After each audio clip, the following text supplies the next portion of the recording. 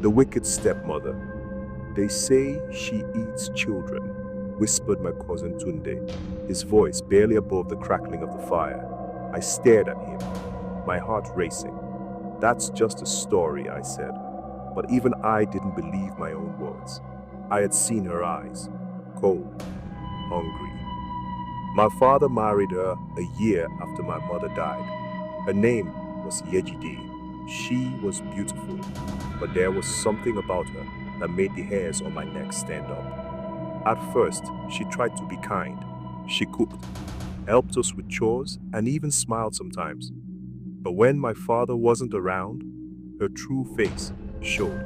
She didn't like me or my little sister, Amara.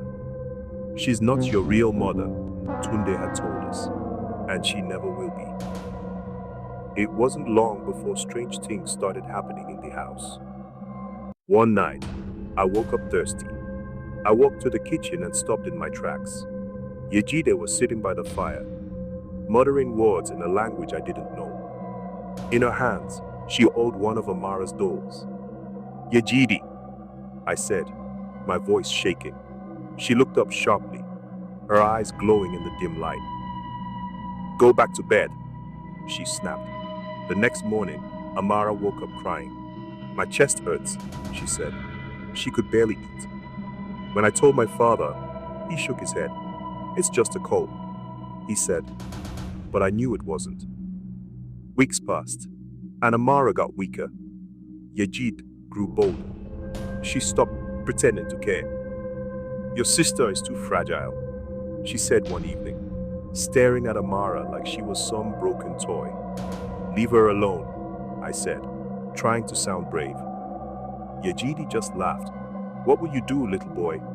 You can't even protect yourself. Tunde came over that weekend. I told him everything. She's a witch, he said bluntly.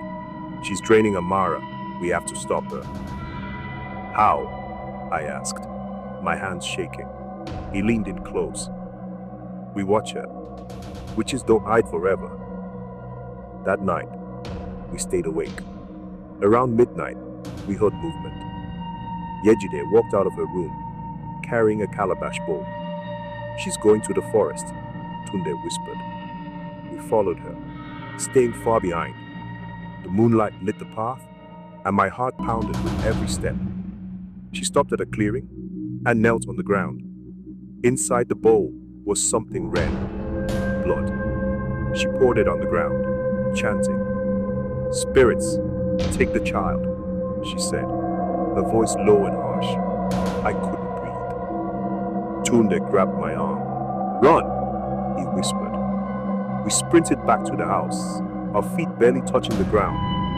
The next morning, I told my father everything. He didn't believe me. You're just scared of her, he said. But when I showed him the clearing, the bloodstains were still there. He didn't say a word, but that night, he called a meeting of the village elders.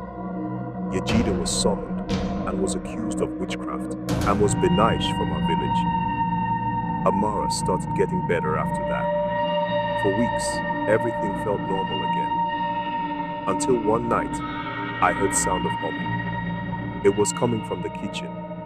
My heart stopped. I crept down the hallway, my hands shaking. The fire was lit, casting shadows across the room. Sitting there, in her old spot, was Yejide. She turned slowly, her lips curling into a smile. You think it's over, she whispered. My legs locked in place. She stood, holding a doll, this time one that looked like me.